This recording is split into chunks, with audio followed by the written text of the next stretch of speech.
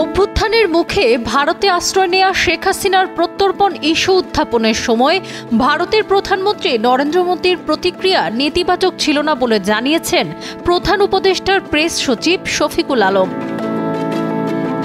ব্যাংককে ইউনুস মোদির বৈঠকের বিষয় নিয়ে শনিবার দেওয়া এক ফেসবুক পোস্টে এমনটাই জানিয়েছেন প্রধান উপদেষ্টার প্রেস সচিব শফিকুল আলম।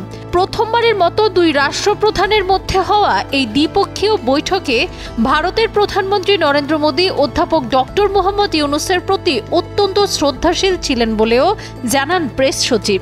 সেই সঙ্গে জানান শেখ হাসিনার প্রত্যর্পণ ইস্যু উত্থাপনের সময়ও নেতিবাচক ছিলেন না মোদী। হাসিনাকে ঢাকায় প্রত্যর্পণ করা হবে বলে বিশ্বাস প্রেস সচিবের। সেই সঙ্গে তিনি বিশ্বাস করেন হাসিনার বিচার দেখতে পাবেন তিনি। প্রেস সচিবের ফেসবুক পোস্টটিতে লেখা ছিল, দ্বিপক্ষীয় বৈঠকে ভারতের প্রধানমন্ত্রী নরেন্দ্র মোদী অধ্যাপক ডক্টর মোহাম্মদ ইউনুসের প্রতি অত্যন্ত শ্রদ্ধাশীল ছিলেন। তিনি তার কাজের প্রশংসা করেন। বৈঠকে তিনি যা বলেছিলেন তার মধ্যে একটি ছিল, এই ঈদে জামা জুতো অ্যাকসেসরিজের ডিসকাউন্ট।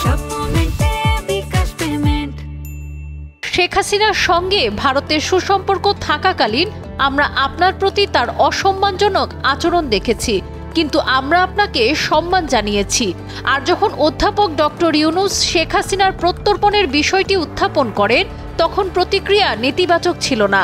আমরা নিশ্চিত যে হাসিনাকে একদিন ঢাকায় প্রত্যর্পণ করা হবে এবং আমরা শতাব্দীর বিচার দেখব। এছাড়া এটা বেশ স্পষ্ট ছিল যে ভারত বাংলাদেশের সঙ্গে তার সম্পর্কের ক্ষেত্রে একটি নতুন দিক নির্দেশনা তৈরি করতে চায়। বৈঠকে ভারতের প্রধানমন্ত্রী অধ্যাপক ইউনুসকে বেশ কয়েকবার বলেছিলেন যে ভারতের সম্পর্ক বাংলাদেশের জনগণের সঙ্গে কোনো একক দল বা ব্যক্তির সঙ্গে নয়।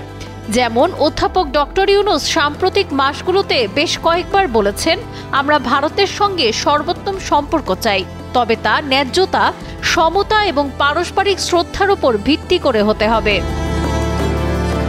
সাবরিনা কাজী, কালের কণ্ঠ।